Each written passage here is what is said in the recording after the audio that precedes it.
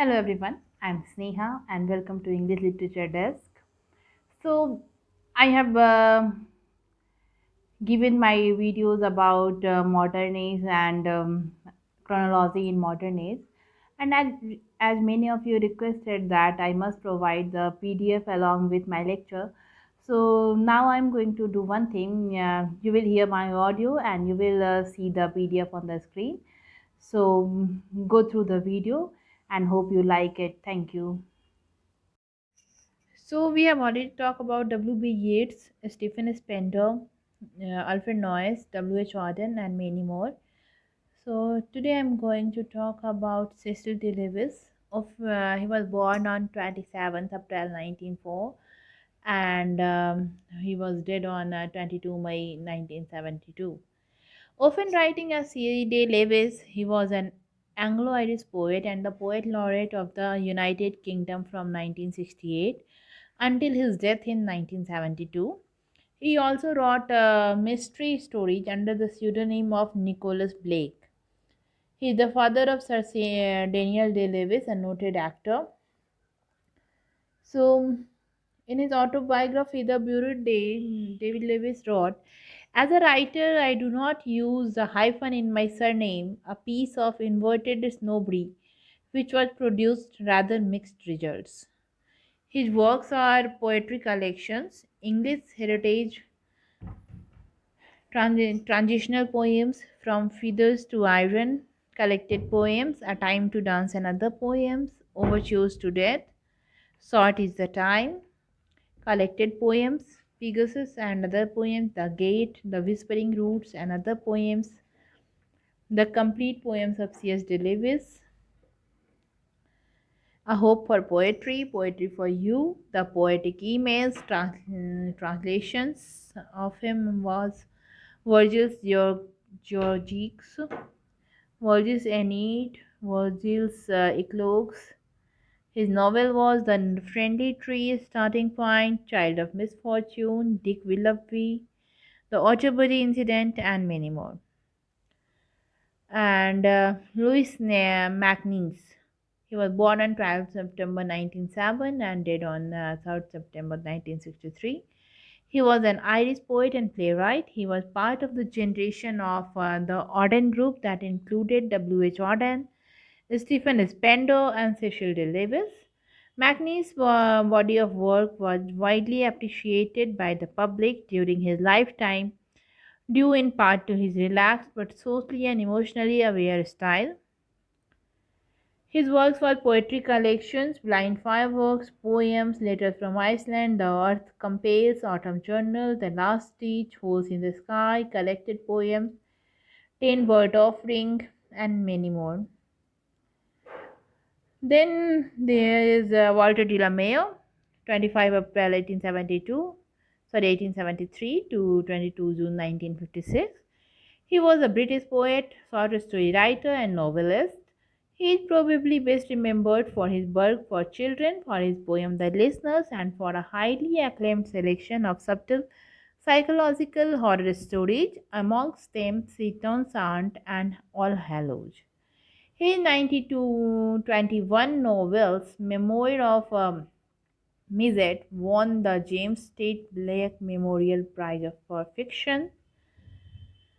Delamere was born in Kent at 83 Marion Road, Charlton, now part of the Royal Borough of Greenwich.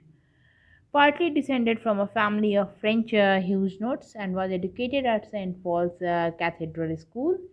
He was born to James Edward de la Mare, a principal at the Bank of England. He worked from 1890 in the Statistics Department of London office, but nevertheless found time to write. In 1892, de la Mare joined the Amateur Dramatics Club, where he met and fell in love with Elfrida Ingpen, the leading lady who was 10 years older than he. They were married on 4 August 1899. In 1940, his wife Elfrida was diagnosed with Parkinson's disease and spent the rest of her life as an invalid, eventually dying in 1943. Come Hither was an anthology edited by De la Mare, mostly a poetry with some prose. It has a frame story and can be read on several levels.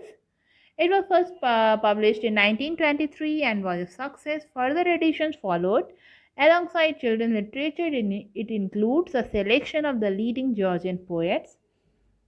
His novels were Henry Brooklyn, The Return, Memoirs of a Midget, Mr. Bombs and His Monkey, The Riddle and Story, Ding Dong Bell, Broomstick and Another Still, The Concierge and Another Story, On the Edge, The Wind Blows Over, The Nap and Other Stories, Eight Tales, and many more.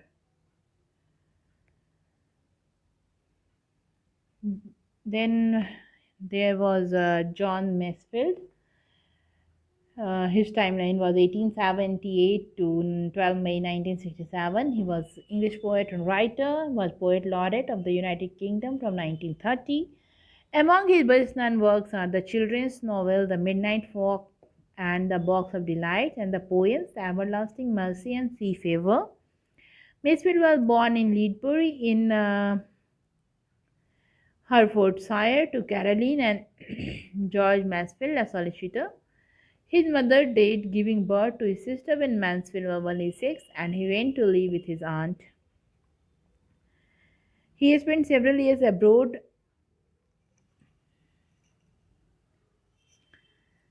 and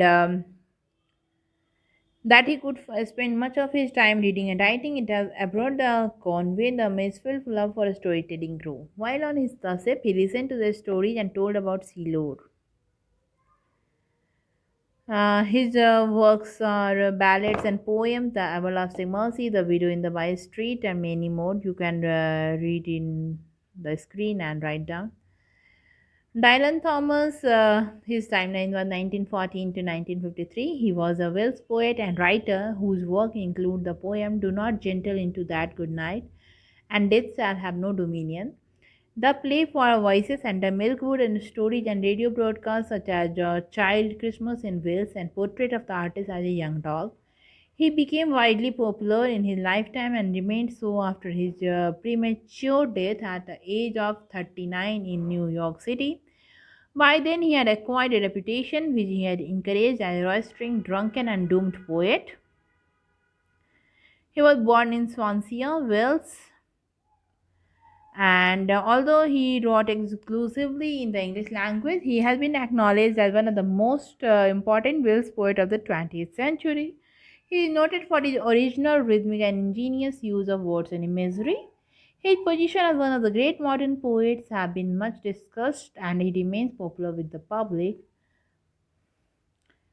And in next part, we will discuss the major playwright of modern age. Okay, thank you for